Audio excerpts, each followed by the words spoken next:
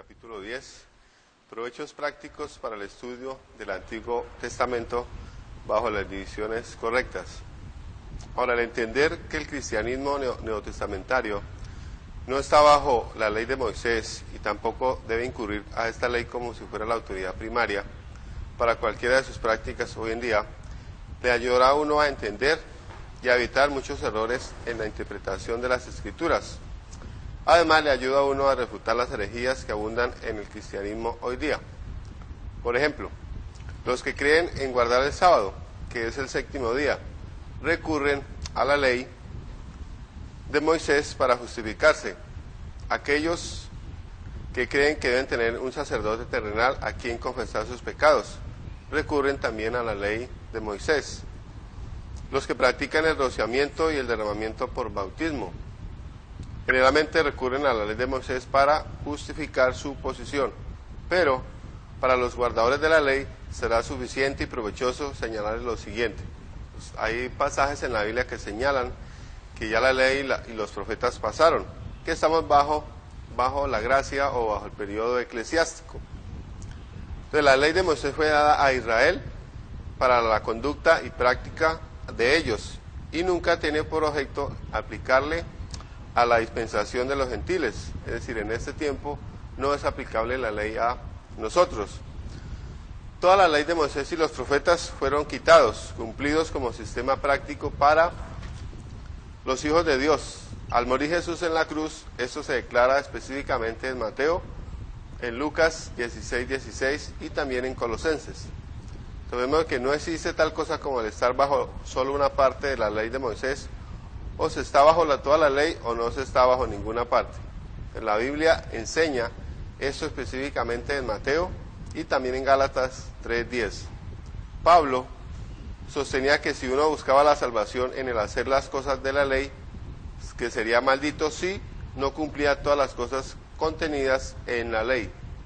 Pues el hecho de que los 10 mandamientos han sido quitados como sistema de práctica es la forma en que estos fueron originalmente dados a Israel para ellos, es decir, fueron exclusivamente para el pueblo de Israel, junto con las penas más infracciones que se enseñan claramente. Eso no quiere decir que por motivo de los 10 mandamientos ya no están en vigencia ni tampoco las penas indicadas por la ley de Moisés, que uno puede cometer homicidio o mentir, es decir, cualquiera de los 10 mandamientos. Ahora, esa ley moral continúa, fue quitada, pero de todas maneras hoy día es aplicable a nosotros. Por ejemplo, el matar, el robar, el mentir, son pecados que aún Dios condena. Entonces se ha de observar que si uno pretende estar bajo la ley de Moisés o bajo cualquier parte de ella, que será maldito si falla en el cumplimiento de ella en su totalidad. Entonces Gálatas 3:10 nos dice esto. Además, las penas dadas bajo los 10 mandamientos, por cualquiera que ellas fuera infractor, debía pagar con su propia vida. Aquí vamos a mirar varios ejemplos con relación a las penas que eran mencionadas durante los 10 mandamientos dados al pueblo de Israel. Por ejemplo, no podían tener otros dioses.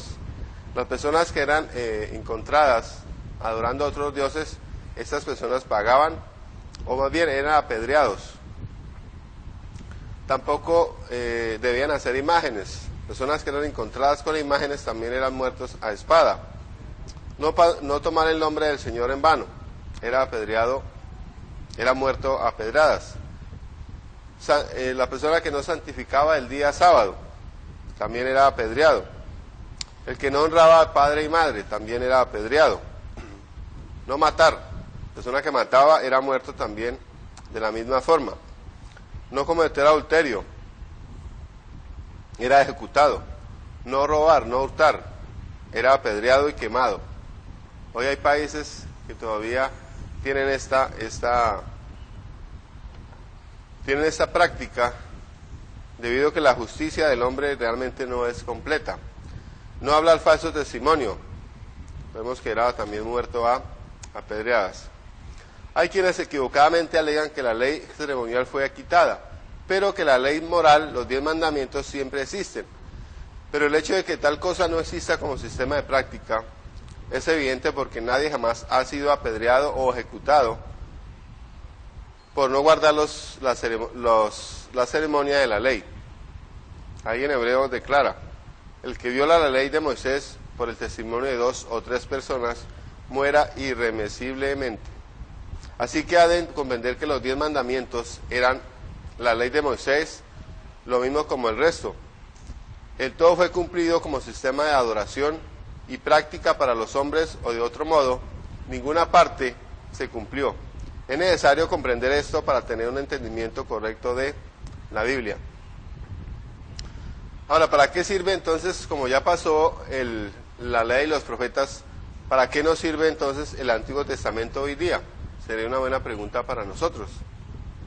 Aunque el Antiguo Testamento, específicamente la ley y los profetas, ya no es la regla de fe y práctica para el día de hoy, para el cristiano de hoy, no por eso se le debe arrancar de la Biblia. El Antiguo Testamento es útil para 4 cosas, es lo que vamos a mirar.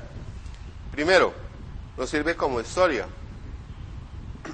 como una historia sagrada e inspirada. Vemos que la Biblia, tanto el Antiguo Testamento como el Nuevo Testamento, fue inspirado por Dios a través del Espíritu Santo, y que los santos hombres de Dios escribieran esto para historia en nosotros. El Antiguo Testamento habla de las cosas que se han de saber para poder entender el Nuevo Testamento. Por ejemplo, ¿cuándo podría uno saber acerca del tabernáculo de Moisés? Obviamente es en la ley. El templo de Salomón, ¿cómo fue construido? También la mujer de Lot. Vemos que ella, después de salir de Lot, de Sodoma y Gomorra, ella fue convertida en estatua de sal. Eso lo encontramos ¿en dónde? En la historia. Jonás, que él permaneció 3 días y 3 noches en el vientre de ese gran pez. Eso lo conocemos por la historia, y eso está obviamente en el Antiguo Testamento. También las cautividades de Israel y de Judá. Al referirse a estos incidentes en el Nuevo Testamento, si no tuviera la historia sagrada tal Antiguo Testamento para suplir esa información auténtica. Entonces aquí vemos claramente de que el Antiguo Testamento primero nos sirve como historia. También nos sirve para profecía. Las profecías del Antiguo Testamento pueden servir mucho para mostrar la inspiración de la Biblia. Por ejemplo, Moisés, Isaías, Jeremías, David, Daniel y Miqueas, todos pronosticaron la segunda venida de Jesucristo a la tierra. También su nacimiento y de que uno se prepare perfecta y enteramente para toda buena obra. Y precisa que se cuente con el uso de las profecías antiguotestamentarias. Esto no quiere decir que los hombres estén ahora bajo la misma ley y práctica bajo las cuales estaban ellos, en ninguna manera.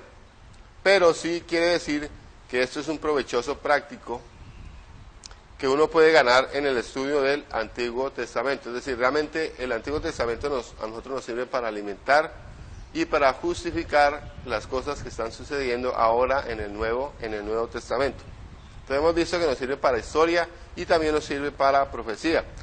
También nos ha servido para tipos. Tipo es una sombra o algo de lo que va a suceder.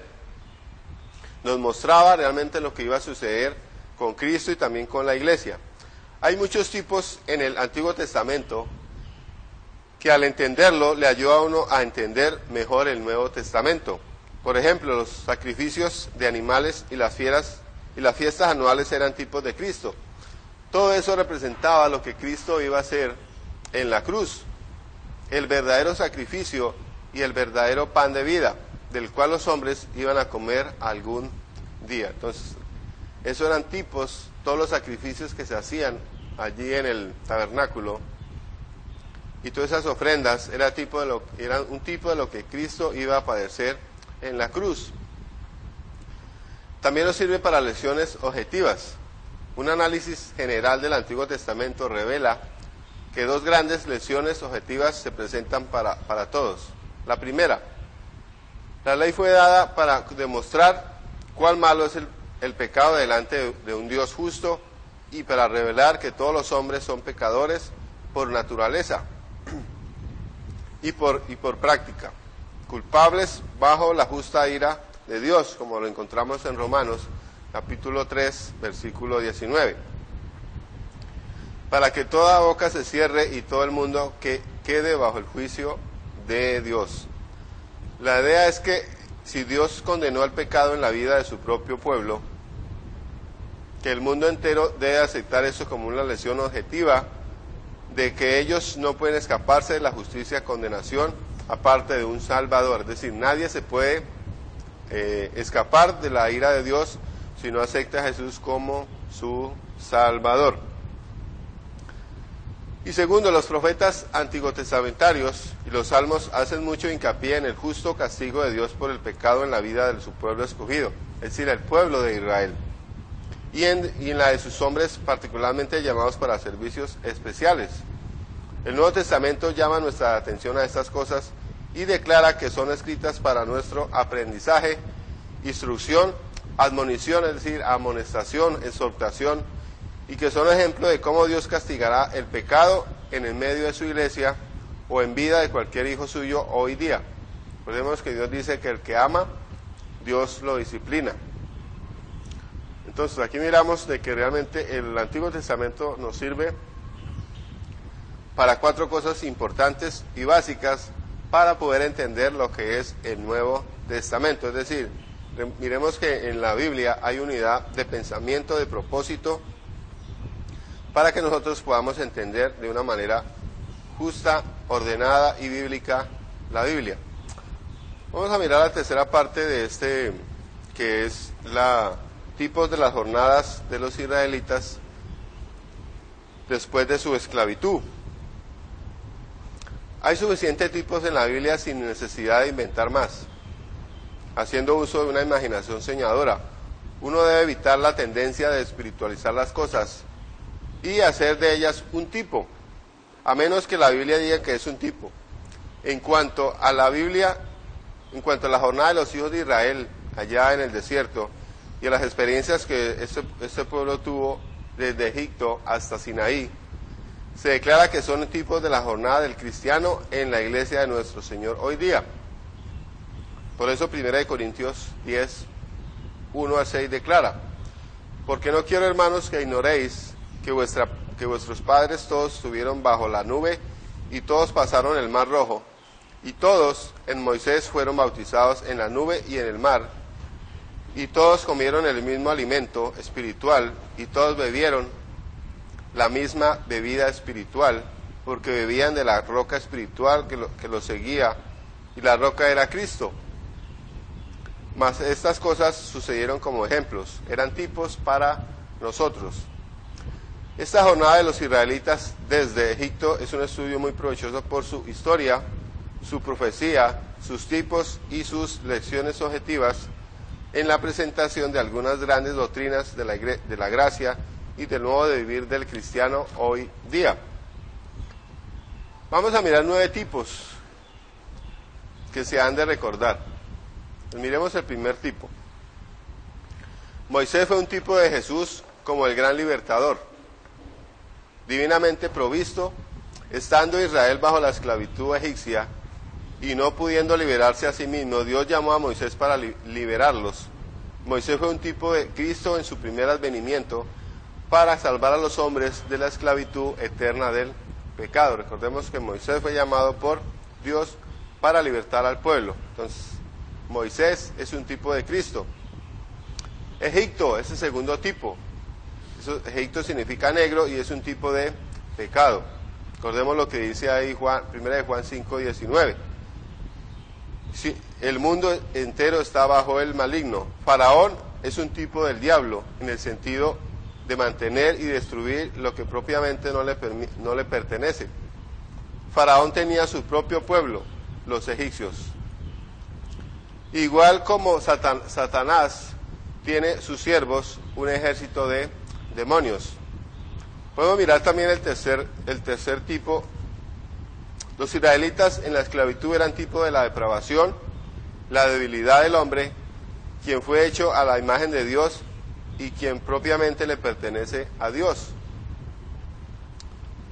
Salvo por la esclavitud del pecado que se le vino encima por la caída de la humanidad, de igual manera como Israel estuvo en esclavitud bajo Egipto y Faraón, hemos de entender por medio de estas cosas que son ejemplos para nosotros que todo el mundo, tanto los judíos como los gentiles, hoy día están bajo la maldición de la ley y en la esclavitud del diablo por nacimiento. Otro tipo es la Pascua. Fue el medio ordenado de Dios para la redención por sangre y la liberación de Israel.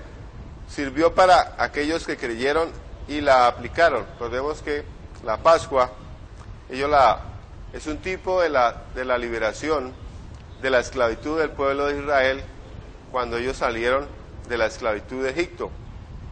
Y es un tipo también que es Cristo. Ya fue sacrificado por nosotros. El Cordero Pascual tenía que ser sin defecto e inherente. De igual manera lo fue Jesús, el primogénito, y de Dios, quien no cometió pecado ni se encontró engaño en su boca. Otro tipo es la columna de fuego y la nube que guiaba a Israel. Recordemos que la columna de fuego los guiaba de noche y la nube los guiaba a ellos de día. Después de haber aplicado la sangre pascual por fe, fue un tipo de la dirección del Espíritu Santo. Es decir, en el Antiguo Testamento la nube los guiaba de día y la columna de fuego los guiaba de noche. Hoy día es un tipo de que el Espíritu Santo guía a la iglesia y también a cada cristiano para poder hacer la voluntad perfecta de Dios. Otro tipo es el bautismo en el Mar Rojo. Se declara ser un ejemplo tipo para nosotros en el día de hoy. Por eso se ha de entender que los israelitas fueron libertados de la esclavitud por medio de la sangre pascual y guiados por la columna de fuego al Mar Rojo. De igual manera, un perdido ha de aceptar la sangre de Cristo como su Pascua, su derecho de liberación, y entonces seguir al Espíritu Santo al Mar Rojo, que es el bautismo. Conforme al relato de ellos, todos, con referencia a Moisés, fueron bautizados en la nube y en el mar. Es decir, que el Espíritu Santo les guió a identificarse con Moisés como su caudillo, por medio del bautismo, el cual fue controlado desde el cielo. Vemos entonces que los seguidores de Cristo, hijos de Dios, hoy día, se han de bautizar en agua, sumergidos después de salvarse para identificarse con Jesús, como su caudillo y también como su maestro. Entonces vemos esos tipos en el Antiguo Testamento que representaban hoy, o más bien representan los pasos que se deben seguir hoy en el tiempo de la iglesia. Vemos también que la Pascua y su observancia por parte del pueblo de Israel llevaba una relación con ellos esparcida a la cena del Señor con el pueblo del Señor hoy día. Miramos tres cosas importantes. Entonces ahí, ningún extraño comía de ella. El siervo comprado con dinero no podía comer de ella a menos que fuera circuncidado.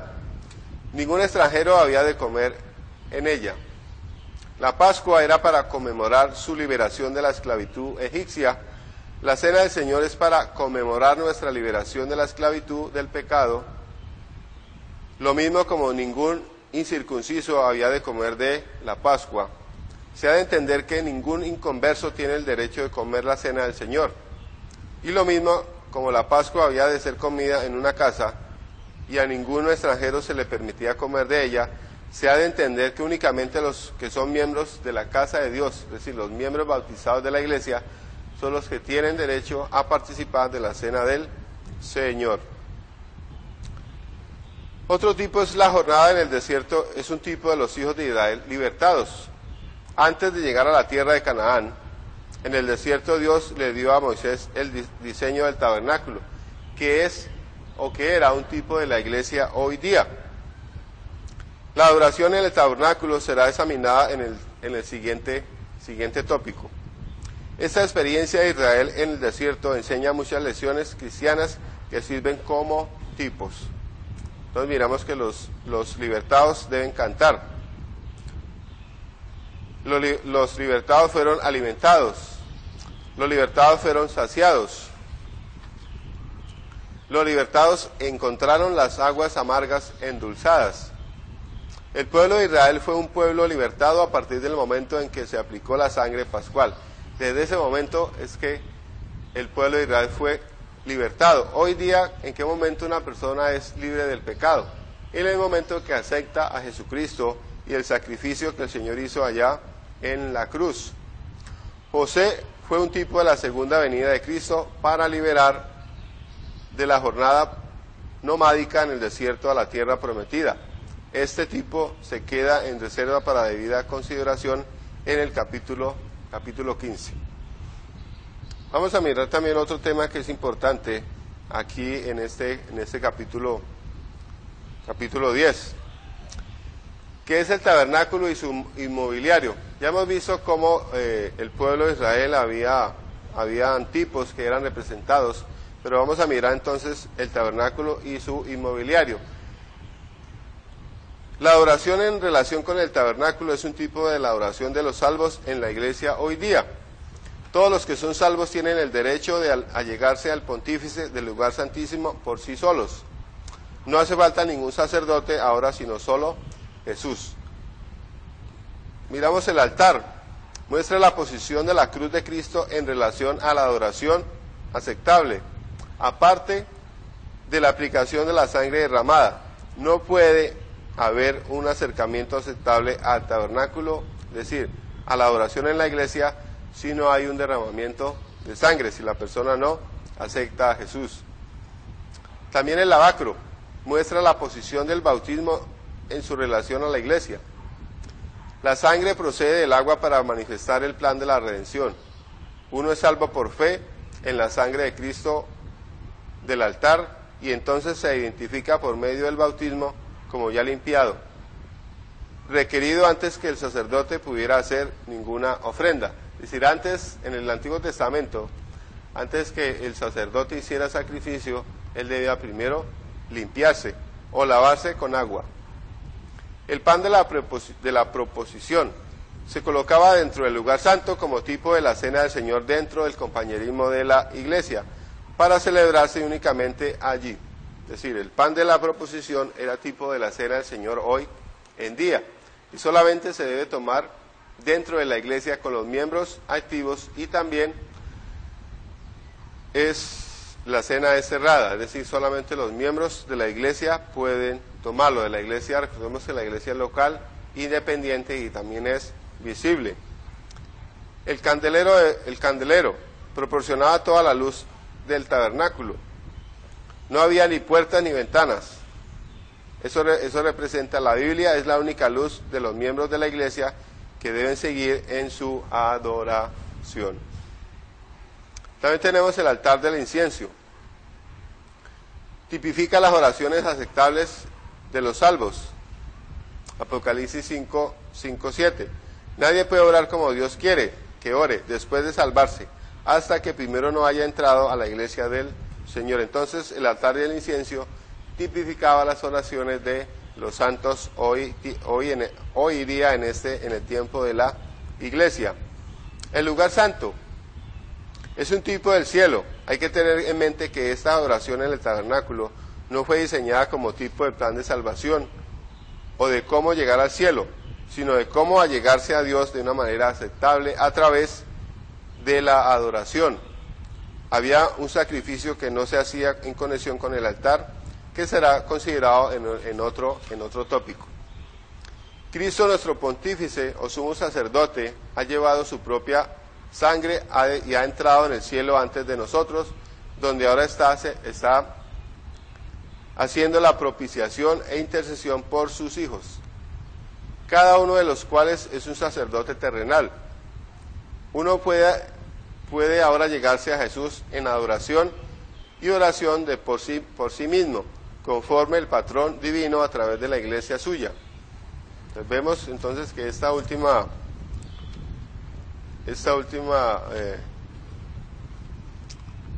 las partes del tabernáculo entonces representaba lo que era el sacerdocio, y que realmente el único, recordemos que el sacerdote entraba una vez ahí para ofrecer sacrificio en el lugar santísimo. Cuando vino Cristo, Él entró una vez y para siempre. Ya no necesitamos más sacerdotes terrenales, porque Jesús nos dio acceso directamente al Padre a través de Él, y por eso podemos llegar directamente al Padre con nuestras oraciones. Y tenemos también, por último, las ofrendas típicas de los días antiguotestamentarios. Entonces, hemos visto ahora las partes que se utilizaban en el tabernáculo, el inmobiliario, todo lo que era la parte de utensilios. Ahora vamos a mirar lo que las ofrendas o qué animales eran utilizados para el sacrificio dentro del tabernáculo.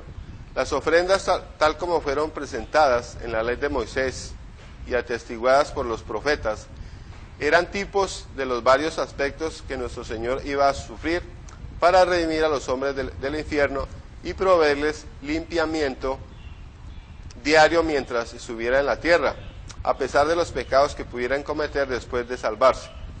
El sufrimiento de Cristo predicho, cumplido, y su cumplimiento declarado como el objeto del cual hablaron la ley y los profetas, es decir, que la ley y los profetas guiaban hasta Cristo y enseñaban la manera de cómo hacer los sacrificios, que también era tipo de del sufrimientos que iba a tener Jesús en la cruz. Hay 7 aspectos de los sufrimientos de Cristo mostrados en los sacrificios, y habían 5 que se podían ofrecer. Entonces vamos a mirar qué animales eran los que se ofrecían ahí en el tabernáculo o eran llevados para ofrecer holocausto. Ellos utilizaban un novillo, también utilizaban un cordero, una cabra, una tórtola, o si eran personas muy humildes, ofrecían un palomino. Esas cosas dejaron sin excusa tanto a los ricos como también a los pobres para reconocer sus pecados y su necesidad de un Redentor. Es cierto que tanto pobre como rico necesita al Señor Jesucristo, no importa el estrato. Entonces miramos el primer sacrificio que ellos tenían, la primera ofrenda. La primera ofrenda era el holocausto. Lo encontramos en Levítico capítulo 1, versículos del 1 hasta el 15. Estas cosas sucedieron como ejemplos. Esta ofrenda, el holocausto, mostraba cómo Jesús sufriría en su totalidad para los hombres en alma, mente y cuerpo. Si recordemos que Jesús sufrió en su parte humana, que Él llevó nuestros pecados, en alma, mente y cuerpo. La oblación, para esta ofrenda el trigo era machacado, molido, muy fino, horneado y usado como sacrificio, tipificando así a Cristo siendo azotado, herido, molido por nuestros pecados, como lo declara Isaías 53, 4 al 6. Mateo 26, 26 también nos declara esta oblación. Juan 6, 48, y nos recuerda que Él es el pan de vida. Había otra ofrenda que era también enseñada, o dada más bien, ofrecida ahí en el tabernáculo, la ofrenda de paz. Era el sacrificio de un animal. Una parte era comida por el sacerdote y una parte quemada. Esa tipificaba al hombre comiendo en paz con Dios, en comunión con Él, como amigo con amigo. Es decir, eso tipificaba la relación directa con Dios a través del Señor Jesucristo, comiendo como amigos. También está la expiación del pecado, era otra ofrenda que se hacía en el tabernáculo. Era por el pecado de hierro y por el desquiciado mental. Esto era para, primero, cualquier alma que pecare sin darse cuenta, y más tarde lo llegó a saber después de haberlo ofrecido el holocausto. Es decir, este sacrificio era dado por aquellos pecados que las personas sin saberlo habían cometido. La congregación entera también era este sacrificio por el jefe y por si alguna persona del pueblo había pecado. Entonces esta ofrenda era para cubrir el pecado adámico. o mostrar cómo Jesús se encargaría de los pecados de ignorancia y también de la naturaleza adámica, aún en los infantes. Recordemos que los niños,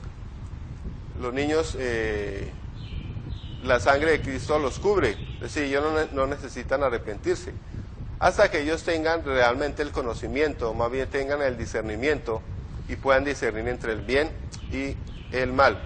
Por eso el Señor Jesús les dijo, era necesario que se volvieran como niños, le dice a Nicodemo, que era necesario nacer de nuevo. Había otra ofrenda que era la expiación de culpa. Eso lo encontramos en Levítico capítulo 5, versículo 6. Era hecho en reconocimiento de pecados conocidos, cometidos al propio. No hay hijo de Dios que no cometa pecado a veces. Es cierto que Jesús murió para pagar nuestros pecados, pero después de salvarse uno, la honradez le llama a confesar sus pecados a su Salvador y personalmente pedir perdón. Es decir, hay que reconocer que nosotros pecamos todos los días, y no solamente reconocerlos, sino también confesar nuestros pecados. Al tardarse un hijo de Dios en confesar el pecado conocido, el Señor castiga. Recordemos lo que dice Hebreos, también Primera de Corintios, ¿verdad? Es necesario entonces que vayamos en oración y llevemos nuestros pecados a Jesús, porque Jesús es el único que puede perdonar nuestros pecados. Ninguna otra persona puede perdonar nuestros pecados sino solamente Jesús. Había otra ofrenda que era de la vaca lazana. Números capítulo 19, era para la purificación de la carne. Era ofrecida fuera del campamento de Israel y no tenía conexión alguna con el tabernáculo, es decir, con la iglesia. En sentido alguno, esto demuestra que uno puede salvarse sin ser miembro de la iglesia. Entonces, ¿cómo se salva una persona? Hay que reconocer que la iglesia no salva a nadie. La iglesia no fue la que murió en la cruz. El que murió en la cruz fue Jesús. Pero realmente el que salva a una persona es la fe puesta en el Señor Jesucristo y reconociendo el sacrificio vicario que Él hizo allá en la cruz. Entonces, esto demuestra que uno puede salvarse aparte de la membresía de la iglesia y adorar a Dios en espíritu y en verdad donde quiere que esté. Pero el tabernáculo siempre constituía la manera ordenada y corriente en que Dios deseaba que su pueblo le adorara. Esta es la adoración que Él más deseaba. Es decir, realmente uno puede adorar a Dios en cualquier lugar. Pero dice la palabra de Dios que a Él sea la honra y la gloria, ¿en dónde? En la iglesia. Por eso el Señor nos exhorta a que cada primer día de la semana nosotros nos reunamos. Y por último está la ofrenda de Yom Kippur, que está en Levíticos 16. Era una ofrenda anual de expiación. Era ofrecida en reconocimiento de los pecados de Israel durante el año. Y testificaba que el pueblo deseaba que se le cubriera sus pecados de la ira de Dios. Es decir, esta ofrenda de Yom Kippur era una vez cada año y se ofrecía por los pecados de todo el pueblo, deseando, o más bien ellos invocando que la ira de Dios no cayera sobre ellos. Contra quien había pecado la muerte de las dos cabras, por la manera en que éstas eran sacrificadas en ese día, demostraba de una manera doble cómo Jesús llevaría y quitaría los pecados y las iniquidades de nosotros. Estas ofrendas no podían quitar el pecado, solamente constituían un reconocimiento por parte de los que los ofrecían, de no haber cumplido con las normas morales de Dios, y por lo tanto eran pecadores bajo la justicia y condenación de la ley de Dios. Estos sacrificios testificaban que se daban cuenta de que les hacía falta una limpieza de sus pecados. Aunque la sangre de los toros y de los machos cabríos no quitaba los pecados, la muerte de Jesús sí la quitó. Entonces demostraba aquí entonces que todas estas ofrendas era tipo de todo lo que Jesús iba a sufrir en la cruz, y además reconocía que era necesario que las personas, siempre a través de los tiempos, es necesario que cada persona confiese su pecado y se aparte del mal, para que Dios lo pueda perdonar. Si la persona no se aparta del pecado, el pecado, recuerde que trae consecuencias, y por tal motivo trae castigo de Dios. Entonces, querido amigo, recuerde, querido alumno, de que al final de cada capítulo están las preguntas de resumen, las preguntas sumarias. Es decir, es importante que usted resuelva estas preguntas para tener un mayor conocimiento de la palabra de Dios y también para que usted pueda afirmarse más en la doctrina que Dios ha dejado a la iglesia para que así pueda ser enseñada. Así que, querido alumno, Dios le bendiga.